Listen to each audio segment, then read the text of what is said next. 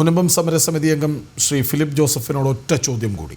അതായത് പലരും രാഷ്ട്രീയം പറയുന്നുണ്ട് ഈ വിഷയത്തിൽ. പക്ഷേ നിങ്ങൾക്ക് ബോധ്യപ്പെട്ടത് നിങ്ങളെ രക്ഷിക്കാൻ, നിങ്ങൾക്കൊപ്പം നിൽക്കാൻ, നിങ്ങളെ ചേർത്ത് പിടിക്കാൻ, നിങ്ങൾക്ക് വേണ്ടി പ്രതിരോധിക്കാൻ ഏതറ്റം വരെയും പോകാൻ ചിലരുണ്ടെന്നതാണ്.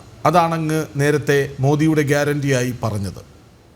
പക്ഷെ മറ്റുള്ളവർ അതിലിപ്പോഴും രാഷ്ട്രീയം ആരോപിക്കുന്നുണ്ട്. നോക്കൂ, മുനമ്പത്തെ 600 കുടുംബങ്ങളെ സംരക്ഷിക്കാനെന്ന ആക്ഷേപം പോലും ഉണ്ടല്ലോ. ഈ മുനമ്പത്തെ 600 കുടുംബത്തെ സംരക്ഷിക്കാനുള്ള സൂക്ഷ്മത ഈ കേന്ദ്ര സർക്കാരിനുണ്ടെന്ന് വേണ്ടേ നമ്മൾ കാണാം. ഇപ്പോൾ ബഹുമാനപ്പെട്ട മിസ്റ്റർ അസ്കർ പറഞ്ഞു ഞങ്ങളുടെ കാര്യത്തിൽ ഭയങ്കര ആശങ്കയാണ്. സർ, എനിക്കില്ലാത്ത ആശങ്കയെന്ന് നിങ്ങൾക്ക്, ഈ പാനലിലിരിക്കുന്ന ആർക്കും ഒന്നും നഷ്ടപ്പെടാനില്ല. എന്തെങ്കിലും നഷ്ടപ്പെടുന്നുണ്ട് എനിക്ക് മാത്രമല്ല, എനിക്കൊരാശങ്കയില്ലല്ലോ. നിങ്ങൾ ഞങ്ങളോടത്ത് ആശങ്കപ്പെടേണ്ടെന്ന്. നിങ്ങൾ ഞങ്ങളിൽ എന്തെങ്കിലും വന്ന് അനുഭവിക്കേണ്ടത്.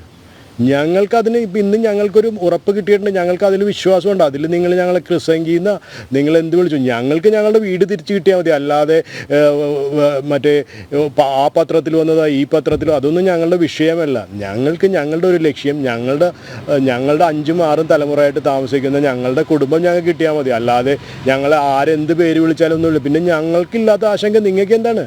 ഞങ്ങളിൽ ഇതിലിപ്പോൾ ഈ പാനലിലിരിക്കണ ആർക്കും ഒന്നും നഷ്ടപ്പെടാനില്ല ഈ ഒരു നിയമം കൊണ്ട്.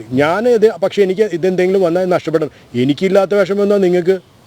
ഞാനല്ല ഇതിൽ ദുഃഖിക്കേണ്ടത്. നിങ്ങൾ ഞങ്ങളുടെ കാര്യം ഓർത്ത് ആശങ്കപ്പെടേണ്ട യാതൊരു ആവശ്യമില്ല. ഞങ്ങൾക്ക് ഉറപ്പ് കിട്ടിയിട്ടുണ്ടെന്ന്. ഞങ്ങൾ ഇത്രയും ദിവസം, ഞാൻ ഈ ചർച്ചയിൽ എൻ്റെ ജീവിതത്തിൽ ആദ്യമായിട്ടാണ് ഞാനൊരു TV ചർച്ചയിൽ വന്നത്. ഞാൻ വഴിയിൽ നിന്ന് കയറി വന്ന ഒരാളാണ്.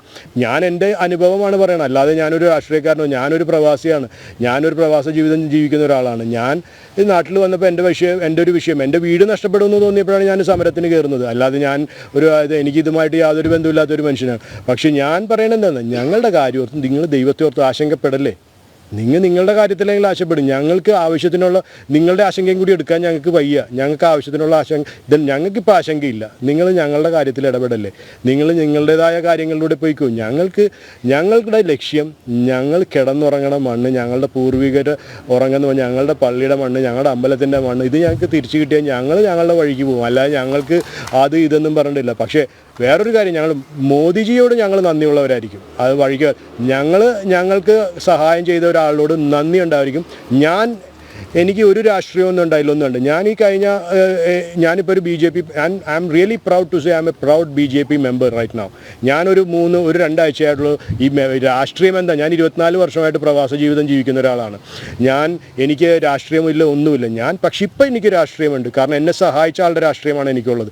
അല്ലാതെ പിന്നെ ഞങ്ങളോർത്ത് ദൈവത്തെ ഓർത്ത് ആശങ്കപ്പെടേണ്ട. ഞങ്ങളുടെ സങ്കടങ്ങൾ വിചാരിച്ചു. നിങ്ങൾ നിങ്ങളുടെ കാര്യങ്ങൾ നോക്കി ജീവിച്ചാൽ മതി. ഞങ്ങൾക്കറിയാതെ താമസം എടുക്കും. ഏതായാലും നനഞ്ഞ് ഇനി കുളിച്ച് പറയാനുള്ളതൊക്കെ അങ്ങ് ആദ്യമായാണ് ഒരു ചർച്ചയിൽ പങ്കെടുക്കുന്നത്. ഒരുപക്ഷെ അത് ആദ്യ 5 മിനിറ്റുകളിൽ പ്രകടവുമായിരുന്നു. കാരണം എൻ്റെ ഓരോ ചോദ്യങ്ങൾക്കും ഒറ്റ വരിയിലോ 2 വരിയിലോ അങ്ങ് അവസാനിപ്പിക്കുകയായിരുന്നു. പക്ഷേ പിന്നീട് അങ്ങോട്ട് കത്തിക്കയറി കൃത്യമായ വാക്കുകൾ ഉപയോഗിച്ച് പറയേണ്ടത് പറഞ്ഞ് അവസാനിപ്പിച്ചതിന് വളരെയധികം നന്ദി ശ്രീ ഫിലിപ്പ് ജോസഫ്.